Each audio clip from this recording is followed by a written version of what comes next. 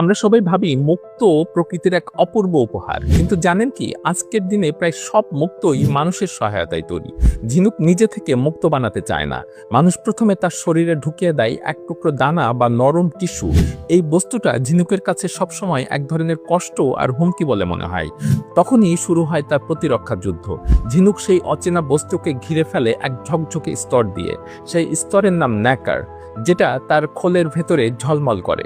স্তর জমতে জমতে দিন যায়, মাস যায়, বছর যায়, আর একসময় সেই যন্ত্রণার কেন্দ্রবিন্দুই পরিণত হয় উজ্জ্বল মুক্ততে। সবচেয়ে আশ্চর্যের বিষয় হলো, ঝিনুক জানেই না তার বাঁচার চেষ্টা, তার কষ্ট একদিন হয়ে উঠছে দুনিয়ার সবচেয়ে মূল্যবান রত্নগুলোর একটি। আর জানেন কি, কোনো দুটো মুক্ত কখনো একরকম হয় না, কারণ প্রতিটি ঝিনুক তার যন্ত্রণা আর প্রতিরক্ষার গল্প লিখে ফেলে নিজের মতো করে। তাই প্রতিটি মুক্ত আসলে এক একটি অনন্য কাহিনী। একদিকে ঝিনুকের যন্ত্রণার গল্প, অন্যদিকে মানুষের কাছে সৌন্দর্যের এক বিস্ময়।